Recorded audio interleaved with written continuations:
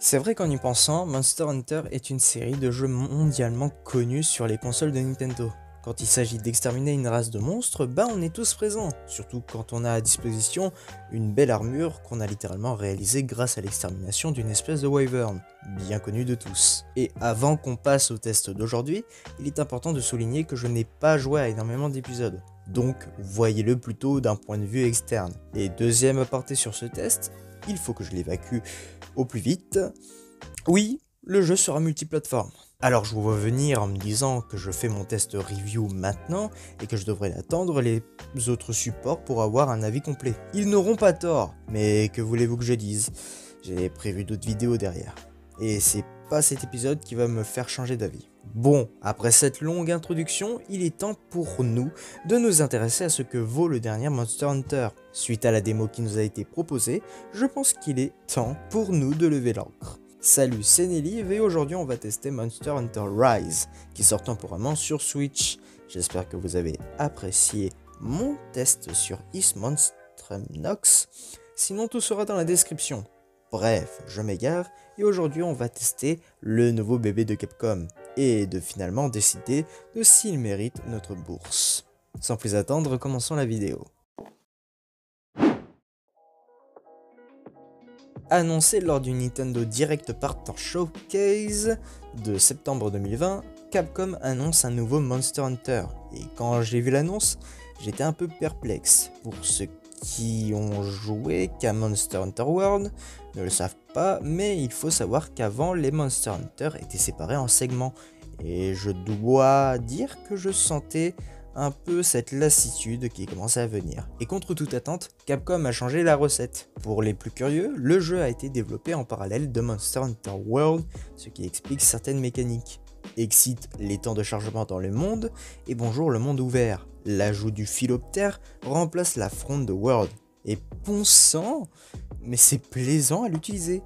Et qu'est-ce que ça dynamise le jeu? Pour continuer dans l'ajout de nouveautés, nous avons les chiens, qui certes nous aident lors de la chasse, mais surtout nous aident à nous déplacer plus rapidement dans la map. Les classes d'armes ne changent pas et reprend les mécaniques de World.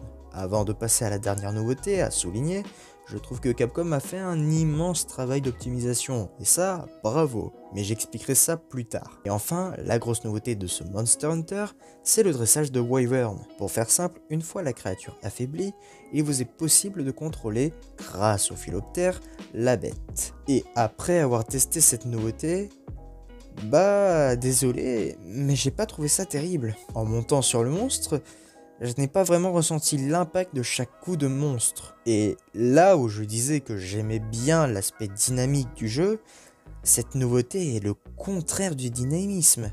Les coups et les réactions sont très lentes. On dirait un combat de vieux, sérieux. Et malgré ce défaut, mis à part les hitbox toujours à chier, j'ai trouvé le gameplay riche et intéressant, et reprend le même style de World, et c'est même une très bonne chose. Pour les otaku du dimanche, je pense que cet épisode va vous plaire. Le monde dans lequel se déroule cet épisode est dans un air de Japon féodal, plus précisément à Kamora, un lieu de production d'acier Tatara soumis à plusieurs reprises à l'attaque d'innombrables monstres. Cet événement est nommé la Calamité, et vous, en tant que chasseur de monstres clandestin, aura pour but d'éradiquer les monstres responsables de cette calamité.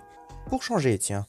Première chose que l'on voit sur le gameplay, c'est que c'est pas du tout dégueu, et que c'est même impressionnant pour de la Switch. On obtient un joli 30 fps fixe qui peut malheureusement chuter quand trop d'informations arrivent d'un coup. Tout de même, je reste impressionné par la qualité de l'optimisation pour cette console. Malgré qu'elle n'a pas grand chose dans le ventre, il faut bien reconnaître que Capcom a fait un travail minutieux dans son architecture. Au niveau du bestiaire, il y a du nouveau, en bien et en mal. D'un côté, le chara design est une pépite pour chaque monstre.